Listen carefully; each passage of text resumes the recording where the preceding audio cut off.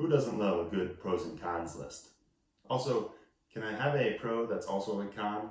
Let's find out. To start with, we'll do the pros. Why not?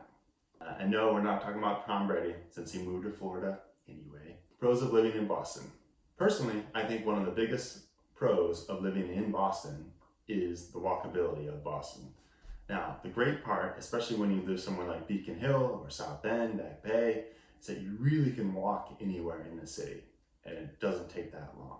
So if I was going to walk from where I'm at right now, which is in Beacon Hill, to go see a Red Sox game, it would take me maybe 45 minutes on a good pace, and that's, a mile, a little more, a little less, depending on where in Beacon Hill you're at. But that's not bad considering it would take you, probably that long to drive down to Foxborough. So it's kind of cool to think about. If you're walking to work every day, I've seen a lot of people who have a 5 to 10 minute walking commute, which is much different than a 10 to 15 to 20 minute driving commute. There's never any traffic, which is nice. Maybe you have time for a podcast, or you just kind of listen and walk. And if you want to take it a step further, you also have the T, and that is actually the oldest underground train in the U.S. And the oldest stop in the country is actually right by Park Street on the Green Line, although the Green Line has its own issue with problems. But the cool part about the T is it can also take you around the city pretty quickly. And if you count the ferries or the metro or and the commuter rails, you can get as far down as the Cape and P-Town and things like that, all without a car.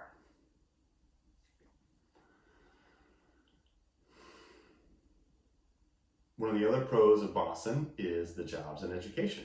You probably know that if you're looking to move here, or if you're wondering about Boston, maybe you're looking at jobs that are in Boston, maybe you found a cool tech company that you want to work for, or one of the older banks in the country, things like that. There's just always a lot going on in Boston, and that's a great thing. Although it does feel like a big city at times with so much going on, because it's so walkable, because it's kind of split up into different neighborhoods, you still get a little bit of that, that small town feel to it, so it doesn't feel too overwhelming. At least personally.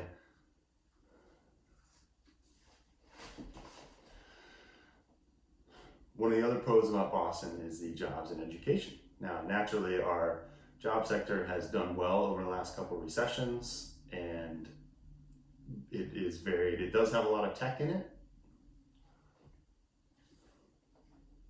One of the other great pros in Boston is jobs and education. Now, there are a lot of great companies in Boston, a lot of startups, a lot of established companies, a lot of cool companies that you've heard about, and a lot of cool companies that probably run stuff that you've never heard about, that you use every day, and everything in between. So another great thing is being able to have both, you and your spouse or partner to be able to both have different jobs in different industries and not be so industry specific in one thing.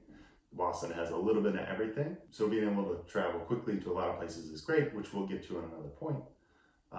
And then education as part of kind of the jobs is we do have some of the best universities in the country right here in Boston and in Cambridge. And so there's a lot of graduate programs, there's a lot of MBA programs and undergrad as well. So you'll see a lot of good educators and a lot of good well-educated people coming through Boston. And it creates kind of a cool environment, and it creates a lot of good side effects for Boston. Part of that is also leads me to my next point, which is there's some great events, which, maybe it's run by the companies or the universities or other things, or just people looking to do cool things. There's some great sports leagues around here that you could join, all kinds of things. So if you're looking for something to do in Boston, there's almost always something to do, something going on. And again, getting back to our other pro, is because it's so walkable, it's a lot of times it's very easy to get to these things. So you don't have to drive 45 minutes one way to go there or to go there. Basically, you can be right there. And it's really cool to be able to experience the city like that, do a lot of events, a lot of free events, some paid events, concerts, all kinds of things. Sporting events, everything but the Patriots play right kind of downtown, which is great. Or the Patriots in the Revolution, but the Celtics, the Bruins, and the Red Sox all play within, right downtown in the city, which is great. You can always see a game. which is always a fun thing to do. From downtown, whether you're in Back Bay or Beacon Hill, South End, stuff like that, you can really get to the airport in 10 minutes. I mean, I've seen people, not naming names, but I've seen people leave the house and be at their gate in less than an hour. So if you're one of those people who is always late for their flight, but you got a 45-minute drive, Boston might be better for you. Or it might be worse, because then you say, oh no, my flight doesn't leave for another 30 minutes. I'll be fine. Another Boston pro is the food. Whether you're looking for some Italian food, some seafood, or even just a simple lobster roll, Boston has you covered. Boston also has some wonderful breweries. I'm sure you've heard of Sam Adams, but we also have Harpoon and several other breweries right downtown that you can visit, see how they make their beer, and of course, get a great sample. If you ever want recommendations, feel free to reach out or comment below with your favorite restaurant, and I'd love to hear what it is.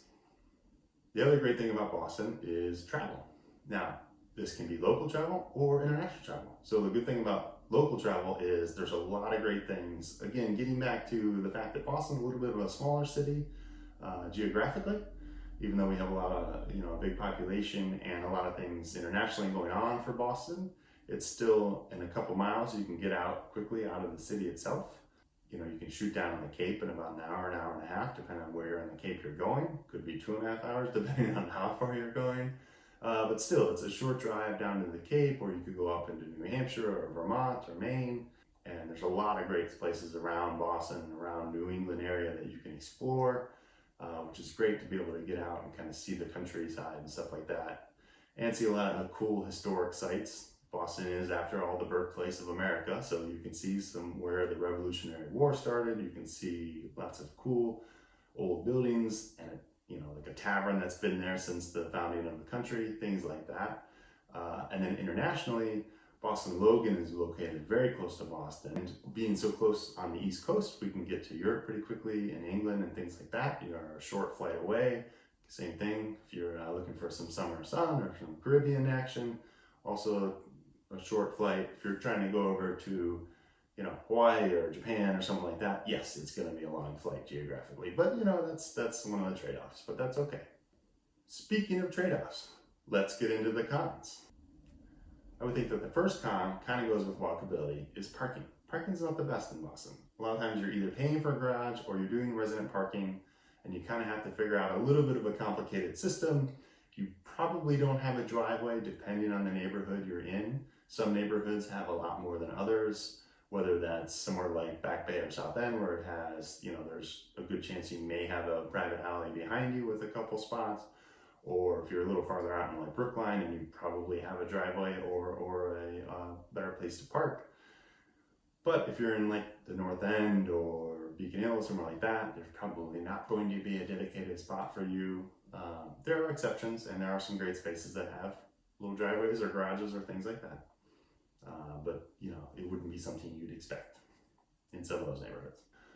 Now, I know it was one of my pros, but I'm also going to put food in the cons as well. Not because we don't have great restaurants, because we do. But coming from somewhere like DC or New York, you might think, this is great Italian food, but where's the Lebanese food? Or where's the Afghan food? Or where's the, fill in the blank here? There's lots of great food. There's not a ton of variety. Italian food are going to have, every neighborhood has a couple great Italian restaurants, and the North End has a ton of great Italian. Another con is because Boston is such an old city, it is a little bit smaller in some ways. It also kind of condenses everything. So where you might get, 10,000 square feet, if you lived out in Texas, you probably are getting a lot less than that if you're living in downtown Boston. That's pretty natural, and it's easy to understand. It goes kind of for most cities, that the more walkable it is, the more everyone is kind of together and closer.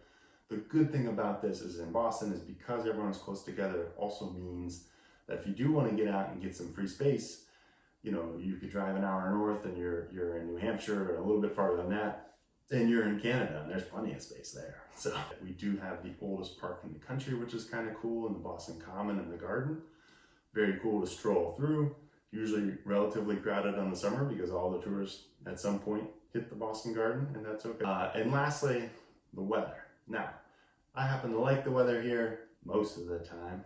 My old joke is that if you were ever to convince a Bostonian to move out of Boston, you probably have to do it sometime in February. You're not gonna do it in June when it's beautiful and nice out. August, maybe it's a little sticky, but hey, you've been waiting all year for it to be warm. But come February, you're ready for winter to be over and it's just not giving up. Usually you get hit with a snowstorm sometime in March, maybe April. So by then, Bostonians are like, get me out of here. But by the time you get to April, even when you get buried in a foot of snow, which has happened before, you know that spring is right around the corner. I'm a little biased, but I lean towards the pro side, obviously. Or if you think I missed one of these, feel free to let me know in the comments. I'd love to hear from you. Hit that like button. I'd love for you to subscribe if you want to learn more about Boston. I'm making these videos every week. If you have any questions, reach out, and thank you and have a great day.